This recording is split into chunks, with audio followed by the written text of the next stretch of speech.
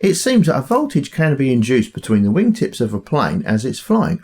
I didn't believe this either, but it's true, and here's why. You probably know that if you take a metal bar and move it through a magnetic field, that you can induce an EMF across the ends of that bar. This is due to Fleming's left-hand rule. The electrons, as they move with the rod, act as if they are in fact a current. Therefore there is a force on them up to one end of the bar. Hey presto, an EMF is induced.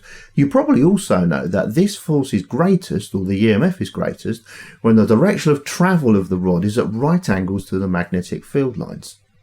Well, so far so good. You probably also know that the size of this EMF can simply be calculated by taking B, multiplying it by the length of the rod and at the velocity at which it's moving, or BLV.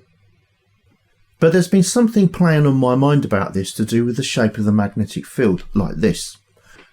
This is the sort of picture that we're used to, a big old bar magnet basically inside the Earth, tilted off to about 10 degrees with the field lines flowing in and out at the top and the bottom. But if this is the case, then an aeroplane flying in this direction is flying parallel to the lines, so there's no EMF. And if it's flying across the lines like this, then using Fleming's left-hand rule, you would expect there to be a PD across the wing top and the wing bottom, and not from tip to tip. Well, the problem is of course that this magnetic field diagram is, shall we say, a little bit childish. And a more realistic one looks like this. This map shows us more clearly what is going on. It's from the British Geological Survey. So if you're travelling through Australia, you can see that the magnetic field lines are pointing upwards at about 60 degrees to the horizontal, whereas if you're travelling across Europe, you can see they're pointing downwards at about 60 degrees again to the horizontal. This all means that there is in fact a significant vector for the B field in the up and downwards or vertical direction. This in turn implies that we have the possibility to create a significant voltage. Or do we?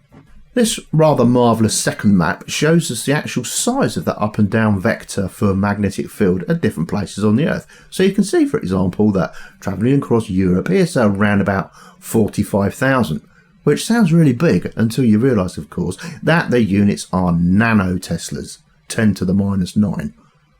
So not much of a B field really. Let's put some numbers in for an example. I'm led to believe that your normal passenger plane has a cruising speed of around about 270 meters per second and a wingspan tip to tip of around about 50 meters. Therefore, if we put these numbers into our BLV formula from earlier, we can see that we can in fact generate a voltage across those wingtips, and that it is an absolutely enormous 0.6 volts. So it's not really that big, is it?